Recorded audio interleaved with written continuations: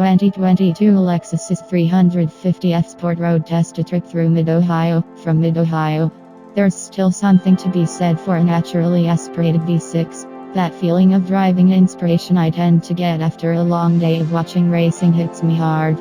Hours of observing others professional racers tear it up on track always leaves me with a desire to do the same, which in reality is a dangerous feeling to have. Outside those racetrack grounds are public roads with speed limits, other motorists and a million other factors. Nevertheless, I'm feeling rather giddy in the 2022 Lexus 350F Sport after leaving the Lexus Grand Prix at Mid-Ohio Sports Car Course. Lexus invited me down to watch the race where a pair of Lexus RCFS run by Vassar Sullivan Racing were competing.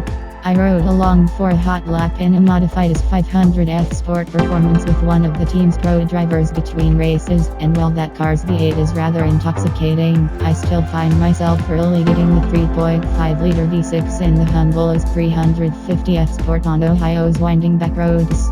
Before leaving the track, I checked the box on Google Maps to avoid highways and point ease down any road vaguely heading in the right direction that looked curvy in search of somewhere to enjoy Lexus' recently updated sports sedan. Being the F Sport model, there is some hope for fun. All his 350F Sports get a unique and louder exhaust, 19-inch wheels, larger 265 section with rear tires, a cold air intake and an interior sound generator that pumps some extra noise into the cabin. What this car doesn't have is the dynamic handling package available on his F Sport models. This adds an adaptive suspension and lighter BBS forged wheels. Additionally, this is the all-wheel drive version, so it doesn't have the Torsen limited slip rear differential or the extra sporty Sport S Plus drive mode available on the rear-wheel drive version. Despite this 350F Sport being in mildly sporty dress, the trip starts out on a promising note. Much of the happiness derived from driving this sedan comes courtesy of its naturally aspirated V6 engine. It puts out a healthy 311 horsepower and 280 pound-feet of torque, good enough for a 0-60 mph sprint of 5.7 seconds. Peak power is made at 6,600 RPM, which means you need to keep the pedal buried and work for the acceleration. Others in this sports sedan class have long since made boosted 4 cylinders the go-to powertrain, making this naturally aspirated engine a breath of fresh air. It may not have the low-down, effortless torque of a BMW 330i or Alfa Romeo Giulia, but it makes up for that in a trumpet of angry bees reverberating throughout the interior at full chat. The F Sport exhaust, intake and synthesized noise combine for a sweet sound that I call upon over and over. Even with the windows down and wind whipping through the cabin, that V6 sings clear as day. Each trip up the tachometer isn't as quick as it should be though, and the 6-speed automatic is partially to blame for that. Most performance sedans these days take advantage of 8-speed or more transmissions, leaving you with closer ratios and more time spent in the meat of the power band. Meanwhile, Lexus forces anybody who wants the all-wheel drive version of these to deal with its 6-speed auto. Only the rear drive version enjoys the more modern 8-speed, which is a real shame. Rolling through Ohio's farmlands, it downshifts under braking for the occasional corner in sport mode, holds a gear through a wide sweeper and generally behaves smartly. Tapping through the paddles leaves me wishing for zippier shifts, but it's necessary at times if you want a car to hold gears beyond some immediate switchbacks. A more responsive shifting experience would be nice, but for an old 6-speed, Lexus makes it work. The all-wheel drive system isn't a performance-oriented system either, but it doesn't step on your toes.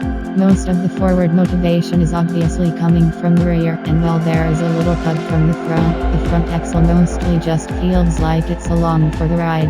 Unless you really need all-wheel drive, skip it, especially because the hardware causes such a massive intrusion to the driver's side footwell, the likes of which you don't see in modern all-wheel drive sports sedans.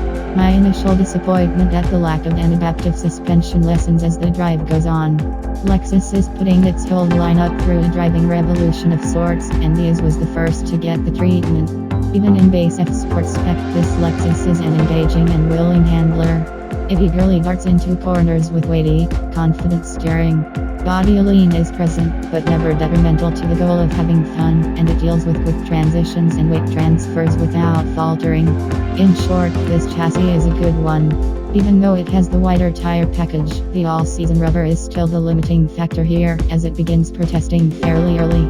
Still, I can carry enough speed to have a blast on the twisting roads in the middle of Ohio. It just won't put up any nutty skid pad figures, and that's fine.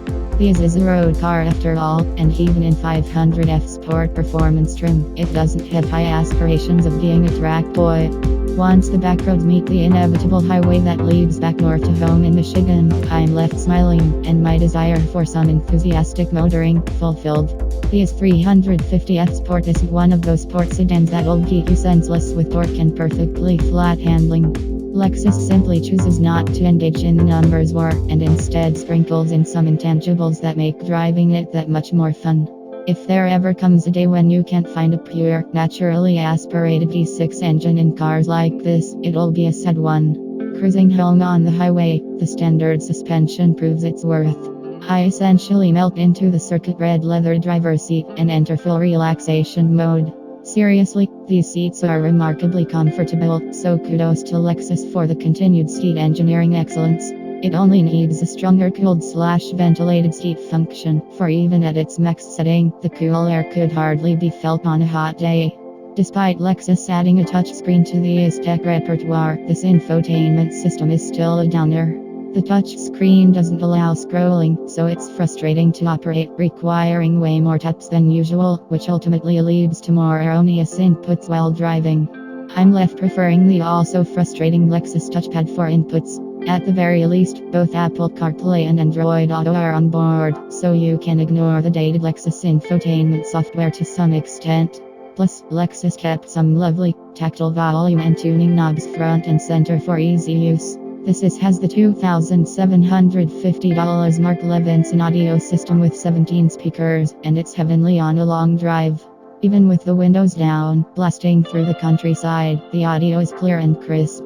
The Acura TLX might have the best of this segment's audio systems, but the setup in the is killer, too. The long drive also allows a chance to test out the efficacy of Lexus driver assistance systems, all of which come standard on the you can't say that for the Germans.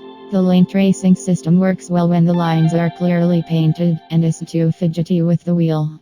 It also smartly turns off lane tracing as soon as it notices poor markings or lane deterioration, putting it on the conservative side of these systems. It's easy to live with and react to, though, and the adaptive cruise control is similarly smart with smooth and predictable inputs in traffic.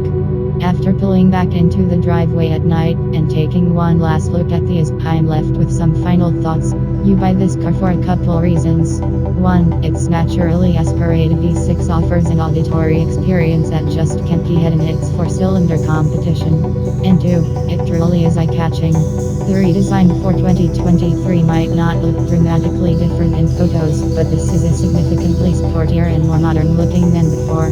Its wide rear fenders, slopey side styling, full-length taillight and generally small footprint give it a look that appeals to the performance fiend, but doesn't go so far as to lose any sense of Lexus elegance. At $53,875 as tested, the price is agreeable for what you get. Besides the performance extras, this is loaded with all the features one might want for daily driving. Lexus even added the option for rear window sunshade this year, and of course this test car had it. If this has an Achilles heel, it's how blastably did the Acura TLX and Genesis G70R these days. You can get used to these 6 versions of those cars that are far more powerful than these and don't cost much more. It just depends on your priorities, and the Lexus certainly has some strong